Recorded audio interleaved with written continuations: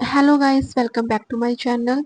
सो आज हम unit number 4 के हम कर रहे हैं topic reference and information source है। ठीक है, ऑलरेडी मेरे इस चैनल पे थर्ड यूनिट की फर्स्ट सेकंड थर्ड यूनिट की वीडियोस आप मिल गई होगी आपको। ठीक है, ये अभी फोर्थ यूनिट है। ऐसे ही करके हमने पूरा सिलेबस कंप्लीट करना है और फ्री ऑफ कॉस्ट सभी सिलेबस सभी यूनिट वाइज आपको थ्योरी मिलेगी, प्लस जो दो 2 मार्क्स के क्वेश्चंस होते हैं वो भी आपको मिलेंगे। ठीक है, इस वीडियो के साथ में अटैच कर दूंगी, या फिर नेक्स्ट वीडियो में आपको इसी यूनिट के जो 2 मार्क्स के क्वेश्चन आएंगे वो होंगे। ठीक है, सो ज़्यादा टाइम ना खराब करते हुए वीडियो स्टार्ट करने से पहले जिस किसी ने भी मेरे चैनल को नहीं सब्सक्राइब किया, सब्सक्राइब कर लो, सो दैट कि आपको वीडियो फाइंड आउट करने में आपको हेल्प हो जाएगी एक तो। ठीक है, सो बार बार आपको सर्च नहीं करना पड़ेगा, क्योंकि 1 बाय 1 करके मेरी सारी यूनिट मैंने कंप्लीट करवानी है लाइब्रेरी के कोर्स की, चाहे वो आप डिग्री कर रहे हो चाहे डिप्लोमा कर रहे हो। ठीक है,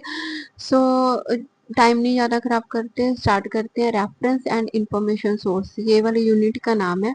तो सबसे पहले देखते हैं कि टाइप ऑफ रेफरेंस सोर्स क्या होते हैं। सोर्स और सर्विस में फर्क है। ठीक है, क्योंकि हमने जो पीछे वाली यूनिट्स की हैं उनमें छोटे छोटे टॉपिक थे ये। ठीक है, बट अब इस यूनिट में पूरा डिटेल में आपको दिया हुआ है। तो रेफरेंस सर्विस क्या है, यहाँ पे मैं लिख भी देती हूँ, ये है यूनिट नंबर 4। ठीक है, reference source provide quick authoritative and reliable information. ठीक है, रेफरेंस सोर्स से हमें क्या मिलती है, बिल्कुल क्विक इंफॉर्मेशन मिलती है, क्योंकि ये रिकॉर्डेड होते हैं, है ना।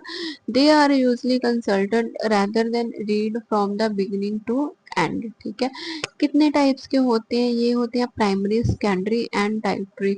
ये यूनिट नंबर 1 में भी हमने ये पढ़ा था। ठीक है, अगर आपको याद होएगा तो प्राइमरी क्या होता है, देखो जो ओरिजिनल होता है एंड फर्स्ट हैंड कॉपी होती है उसको बोलते हैं प्राइमरी रेफरेंस सोर्स।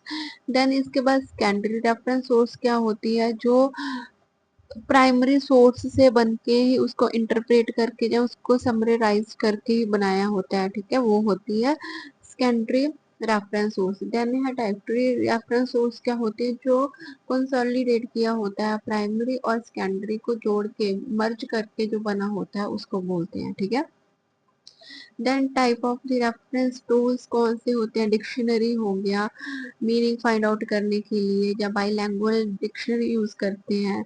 इंसाइक्लोपीडिया हो गया सब्जेक्ट के, पर्टिकुलर सब्जेक्ट की समराइज के लिए। साल की कोई बुक स्टैटिक देखने के लिए हम यूज करते हैं डिक्शनरी। डायरेक्टरीज यूज करते हैं किसके लिए, नेम एड्रेस को मेंटेन करने के लिए। बायोग्राफिक्स होता है ज्योग्राफी के लिए, आप मैप यूज करते हो। बिब्लियोग्राफी होती है लिस्ट ऑफ डॉक्यूमेंट जिसमें author subject nation and trade दी होती है ना। इंडेक्स एंड सब्सट्रैक्ट्स होते हैं। देन हैंडबुक एंड मैनुअल्स होते हैं, और इसके बीच में ही आता है डाटाबेस, जो क्या होता है डिजिटल फॉर्म में होता है। देन बिब्लियोग्राफिक सोर्स क्या होते हैं, सो बिब्लियोग्राफी सोर्स क्या होते हैं, कहते हैं सिस्टेमेटिक लिस्ट होती है किसकी, बुक्स की, आर्टिकल्स की, डॉक्यूमेंट्स की, सब्जेक्ट की, ऑथर और टाइम पीरियड। ठीक है, पूरी एक लिस्ट बनी होती है जिसमें पूरा का पूरा ये सारा बायोडाटा होता है। ठीक है, कितने टाइप की होती है bibliography, here you can see national bibliography. ठीक है, national bibliography, trade bibliography, subject bibliography, bibliography और बिब्लियोग्राफिक्स, यूनियन कैटलॉग एंड बिब्लियोग्राफी। अब नेशनल जो अपनी इंडियन नेशनल बिब्लियोग्राफी है। ठीक है, ट्रेड बिब्लियोग्राफी जैसे कि बुक्स इन प्रिंट फॉर्म में आ जाए।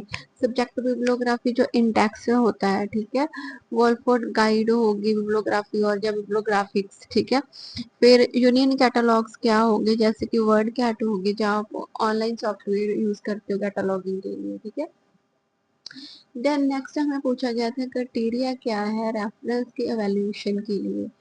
पहले तो ये ऑथराइज होना चाहिए, फिर इसकी देखेंगे स्कोप देखनी है, कितनी डेप्थ में कितनी ब्रेथ में कवर की हुई है इंफॉर्मेशन। एक्यूरेसी देखेंगे कि हाँ इसमें कुछ एरर तो नहीं है, एरर फ्री होना चाहिए।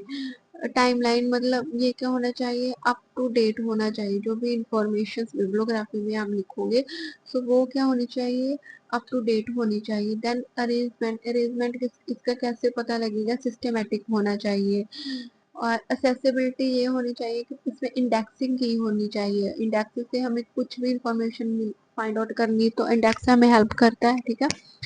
फॉर्मेट क्या होना चाहिए इसका, रिलायबल होना चाहिए। ऑनलाइन फीचर भी इसमें होने चाहिए। और क्या, इंटरेक्टिविटी होनी चाहिए, इंटरेक्ट होना चाहिए।